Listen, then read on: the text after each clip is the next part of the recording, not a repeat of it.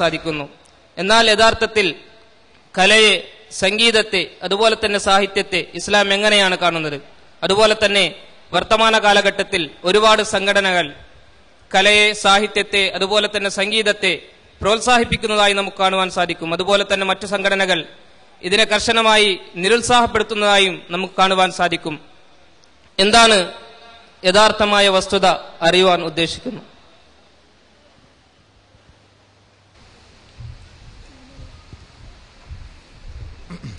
അസ്സലാമു അലൈക്കും വറഹ്മത്തുള്ളാഹി. അൽഹംദുലില്ലാഹി വസ്സലാത്തു വസ്സലാമു അലാ റസൂലിഹിൽ അമീൻ വഅലാ ആലിഹി വസ്വഹ്ബിഹി അജ്മഈൻ. അമ്മാ ബഅദ്. നമ്മുടെ വിദ്യാഭ്യാസ ജീവിതത്തിൽ ഏറ്റവും അറിഞ്ഞിരിക്കേണ്ട ഒരു വിഷയമാണ് ചോദ്യമായി വന്നിട്ടുള്ളത്. ഒരു വിജ്ഞാനത്തെ ഏറ്റവും നന്നായി ആവിഷ്കരിച്ച് നൽകുമ്പോൾ അതിന് നമ്മൾ കല എന്ന് പറയും. ഒരു സന്ദേശം ഏറ്റവും ആകർഷകമായി നൽകുക. ഇവിടെ നമ്മൾ സ്വീകരിക്കുന്ന വഴികളാണ് ഏറ്റവും പ്രധാനം. ഉദാഹരണമായി വരക്കുക. ചിത്രം വരക്കുക എന്നതിനെ ഇസ്ലാം നിരോധിക്കുന്നില്ല. അതേ സന്ദർഭത്തിൽ ജീവനുള്ള വസ്തുക്കളുടെ ചിത്രം വരക്കാൻ പാടില്ല എന്നതിൽ തർക്കമില്ലാത്ത കാര്യമാണ്. ഇവിടെ ഈ വരക്കുക എന്നതിൽ മതം നിശ്ചയിച്ച അതിർവരമ്പുകൾ ലംഘിക്കരുത് എന്നതാണ് ഇസ്ലാമിന്റെ നിലപാട്. ഖുർആൻ ഏറ്റവും നല്ലൊരു സാഹിത്യമാണ്. അപ്പോൾ സാഹിത്യവുമായി ബന്ധപ്പെട്ട വിഷയത്തിൽ ഇസ്ലാമിന്റെ നിലപാട് പ്രത്യേകം ചോദിക്കേണ്ടതില്ല. എന്നാൽ ഇന്ന് സാഹിത്യം എന്ന് പറഞ്ഞുകൊണ്ട് നമ്മൾ വായിക്കുന്നതും കവിതകളായി മറ്റും വരുന്നതും പലപ്പോഴും എല്ലാവിധ അതിർവരമ്പുകളെയും, സംസ്കാരത്തിന്റെ അതിർവരമ്പുകളെയും ലംഘിക്കുന്ന തരത്തിലുള്ള സാഹിത്യങ്ങളെ നമുക്ക് കാണാൻ കഴിയും.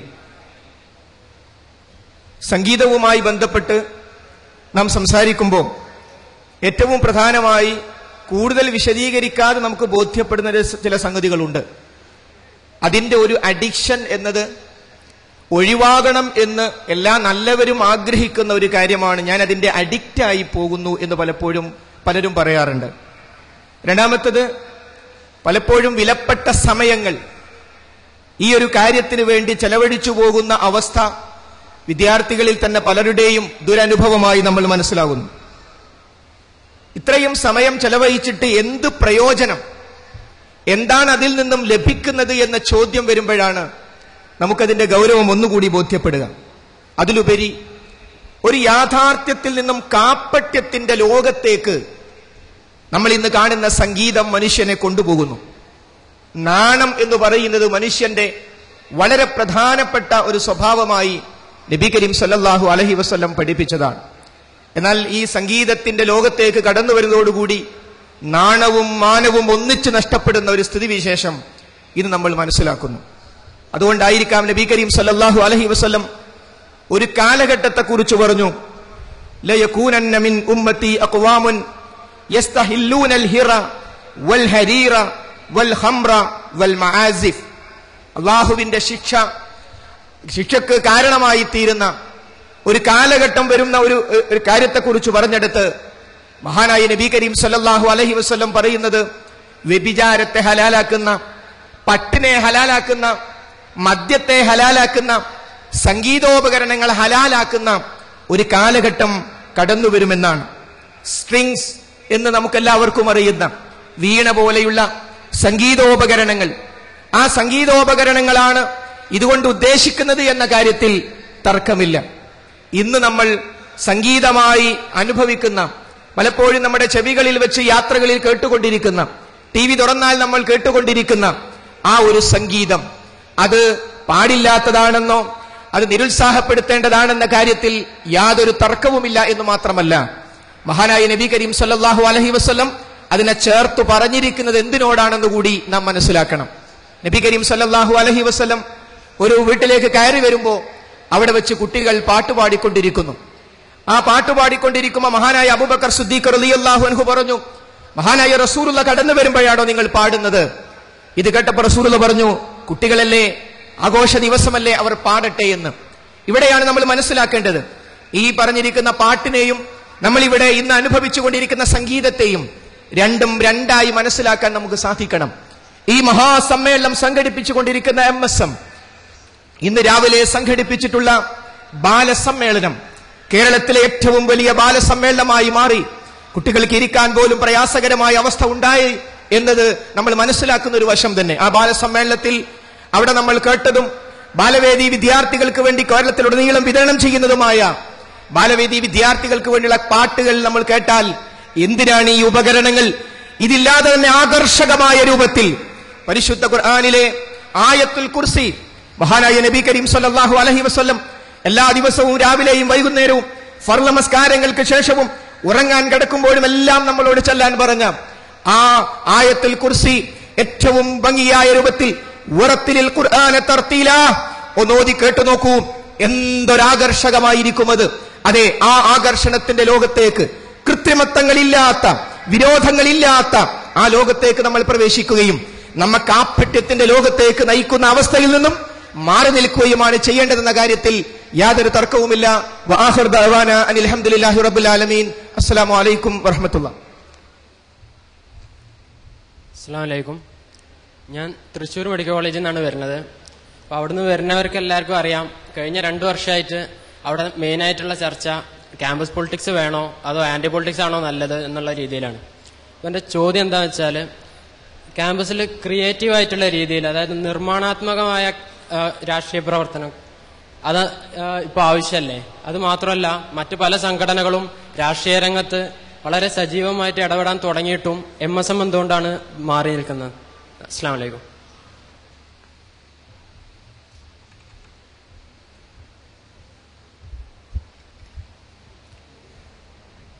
അൽഹംദുലില്ലാഹ് വസ്സലാത്തു വസ്സലാമു അലാ റസൂലില്ലാഹ്.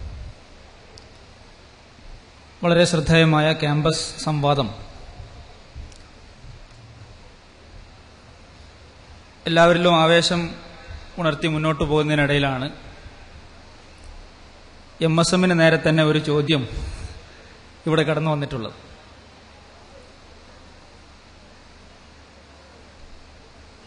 പല മേഖലകളിൽ നിന്ന് പല തലത്തിൽ പല രൂപത്തിൽ ഈ ചോദ്യം ഉന്നയിക്കപ്പെട്ടിട്ടുണ്ട്. നമുക്കറിയാം, കേരളത്തിൽ ഇത്ര സമ്പന്നമായ ചരിത്രമുള്ള വിദ്യാർത്ഥി സംഘടനകൾ ഇല്ല എന്നുള്ളതാണ് സത്യം. നീണ്ട 40 വർഷമായി കേരളത്തിലെ വിദ്യാർത്ഥി സമൂഹത്തിന് വെളിച്ചം പകർന്നുകൊണ്ട് നിലകൊള്ളുന്ന MSM എന്തുകൊണ്ട് ക്യാമ്പസ് രാഷ്ട്രീയത്തിൽ ഇടപെടുന്നില്ല എന്നതാണ് ചോദ്യം. രാഷ്ട്രീയത്തെയോ രാഷ്ട്രീയ പ്രവർത്തനത്തെയോ ഒരു നിലക്കും നിരുത്സാഹപ്പെടുത്തുകയോ എതിർക്കുകയോ ചെയ്യുന്ന സംഘടനയല്ല MSM. MSMന്റെ മാതൃഘടകമായ കേരള നദ്വത്തുൽ മുജാഹിദീൻ മുജാഹിദ് പ്രസ്ഥാനം അതിന്റെ ഒരു നൂറ്റാണ്ട് കാലത്തെ ചരിത്രം പരിശോധിക്കുമ്പോൾ യഥാർത്ഥത്തിൽ അത് കേരളത്തിലെ മത, സാമൂഹിക, രാഷ്ട്രീയ പ്രവർത്തനങ്ങളുടെ കൂടി ചരിത്രമാണ്. ദേശീയ അടിസ്ഥാനത്തിൽ തന്നെ നമ്മൾ പരിശോധനയ്ക്ക് വിധേയമാക്കുമ്പോൾ സലഫി പ്രസ്ഥാനങ്ങളുടെ ഇന്ത്യയിലുള്ള കോർഡിനേഷനായി പ്രവർത്തിക്കുന്ന അഹ്ലെ ഹദീസ് സംഘടനയുടെ മുൻഗാമികളായ നേതാക്കൾ, അവരുടെ കൂട്ടത്തിൽ ഇന്ത്യ എന്നും ബഹുമാനിക്കുന്ന ഡോക്ടർ അബ്ദുൽ കലാം ആസാദ് ഉണ്ട്. ഇന്ത്യയുടെ ആദ്യത്തെ വിദ്യാഭ്യാസ മന്ത്രിയായിരുന്ന അദ്ദേഹം വളരെ പ്രമുഖനായ ഇസ്ലാമിക ഖുർആനിക പണ്ഡിതനായിരുന്നു.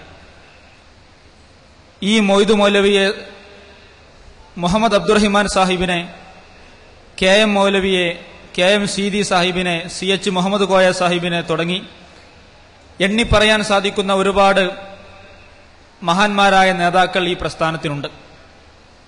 അവരൊക്കെ ഒരു നിലക്കല്ലെങ്കിൽ മറ്റൊരു നിലക്ക് കേരളത്തിന്റെ, നാടിന്റെ, രാഷ്ട്രത്തിന്റെ രാഷ്ട്രീയമായ മേഖലകളിൽ ഇടപെട്ടിട്ടുള്ളവരാണ്. വ്യക്തികൾക്ക് രാഷ്ട്രീയ വിശ്വാസം വേണമെന്നും ജനാധിപത്യ പ്രക്രിയയുടെ ഭാഗമായി അത്തരം സംരംഭങ്ങളിലും അതിന്റെ ഭാഗമായി വരുന്ന തെരഞ്ഞെടുപ്പ് പ്രക്രിയകളിലുമൊക്കെ ഇടപെടണമെന്നുമാണ്. അതിനുള്ള അനുവാദം ഏതു നിലക്കും ഈ പ്രസ്ഥാനം നൽകിയിട്ടുണ്ട്. പക്ഷേ നമ്മൾ ഇന്ന് ക്യാമ്പസിലേക്ക് കടന്നു വരുമ്പോൾ കേരളത്തിലെ കോളേജുകളിൽ യഥാർത്ഥത്തിൽ സംഭവിക്കുന്നത് എന്ത് എന്ന ഒരു സത്യസന്ധമായ അന്വേഷണം ആവശ്യമാണ് എന്നാണ് എനിക്ക് തോന്നുന്നത്. ക്യാമ്പസിലെ കൂലിത്തല്ലുകാരുടെയും കൊട്ടേഷൻ സംഘങ്ങളുടെയും ഒക്കെ ഒളിത്താവളങ്ങളായി അല്ലെങ്കിൽ അഭയകേന്ദ്രങ്ങളായി ക്യാമ്പസിലെ രാഷ്ട്രീയം അധപ്പതിച്ചുകൊണ്ടിരിക്കുകയാണ്. രാഷ്ട്രീയ തമ്പുരാക്കന്മാരുടെ ചട്ടുകങ്ങളായി വർത്തിക്കുവാനും എങ്ങനെയെങ്കിലും എന്തെല്ലാം വിധേന പ്രസിദ്ധി നേടി ആളുകൾക്കിടയിൽ പ്രചാരണം നേടി രാഷ്ട്രീയത്തിന്റെ അധികാര കസേരയിലേക്ക് കയറിപ്പറ്റുവാൻ വേണ്ടിയുള്ള എളുപ്പവഴികളായി രാഷ്ട്രീയത്തെ ഉപയോഗിച്ചുകൊണ്ടിരിക്കുകയാണ്. യഥാർത്ഥത്തിൽ MSM ക്യാമ്പസ് രാഷ്ട്രീയത്തിന്റെ അതിപ്രസരത്തെ, കക്ഷി രാഷ്ട്രീയത്തിന്റെ അനാരോഗ്യകരമായ പ്രവണതകളെ എതിർക്കുകയും അതിൽ നിന്ന് വിട്ടുനിൽക്കുകയും ചെയ്തിട്ടുണ്ടെങ്കിൽ അത് MSM പുലർത്തിപ്പോരുന്ന ധാർമ്മിക നിലപാടിന്റെ ഭാഗമായിട്ടാണ്. കേവലം രാഷ്ട്രീയത്തിന്റെയും കക്ഷി മത്സരത്തിന്റെയും പേരിൽ തല തല്ലി തകർക്കുവാനും പഠനം മുടക്കുവാനും വിദ്യാഭ്യാസ അന്തരീക്ഷം കലുഷിതമാക്കുവാനും അറിവിന്റെ മധുരം പകർന്നു തരുന്ന അധ്യാപകരെ കൂക്കി വിളിക്കുവാനും പൊതു സ്ഥാപനങ്ങളും പൊതുവാഹനങ്ങളും കല്ലെറിഞ്ഞ് നശിപ്പിക്കുവാനും ശ്രമിക്കേണ്ടതല്ല.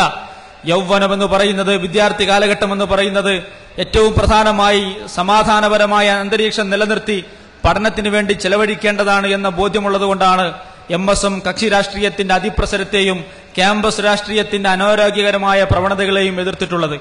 രാഷ്ട്രീയമെന്ന് പറയുന്നത് എപ്പോഴും ജനങ്ങൾക്കിടയിൽ ശ്രദ്ധ കിട്ടാനുള്ള, കയ്യടി കിട്ടാനുള്ള മാർഗമാണ് അറിയാത്തതുകൊണ്ടല്ല മുജാഹിദ് പ്രസ്ഥാനമോ MSM സംഘടനയോ ആ രംഗത്തേക്ക് വരാത്തത്. ഞാനിത് പറയാൻ മറ്റൊരു കാരണം കൂടിയുണ്ട്.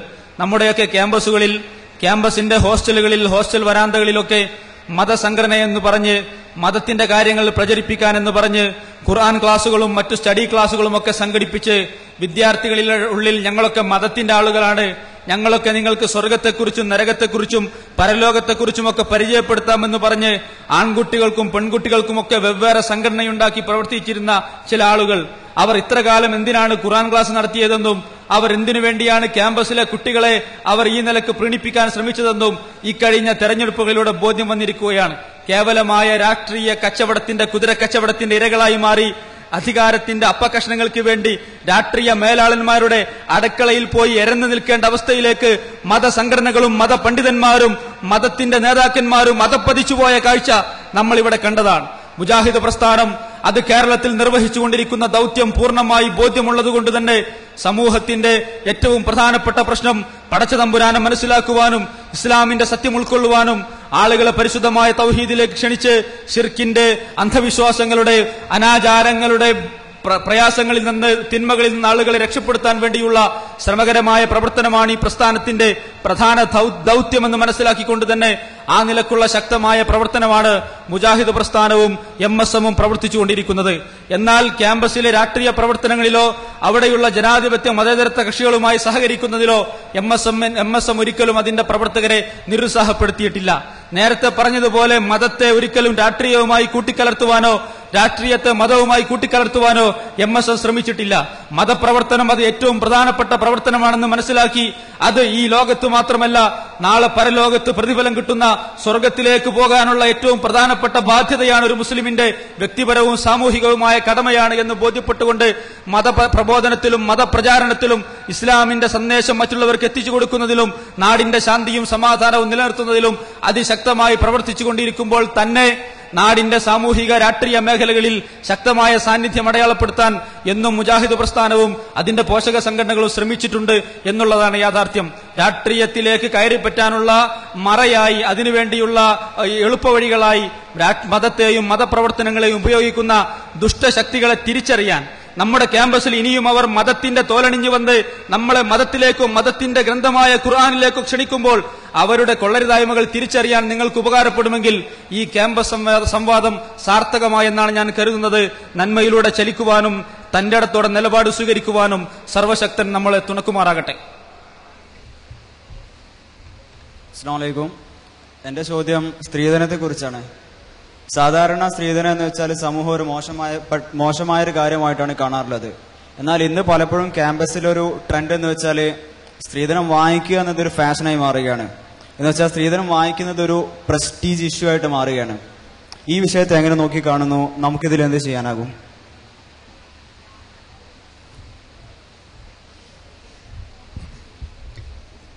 അസ്സലാമു അലൈക്കും വറഹ്മത്തുള്ളാഹി. സ്ത്രീധനം എന്ന് പറയുന്നത് മുസ്ലിങ്ങളല്ലാത്തവർ പോലും മോശമായി കാണുന്ന ഒരു ഏർപ്പാട് എങ്ങനെ ക്യാമ്പസിൽ നല്ലൊരു ഏർപ്പാടായി മാറുന്നു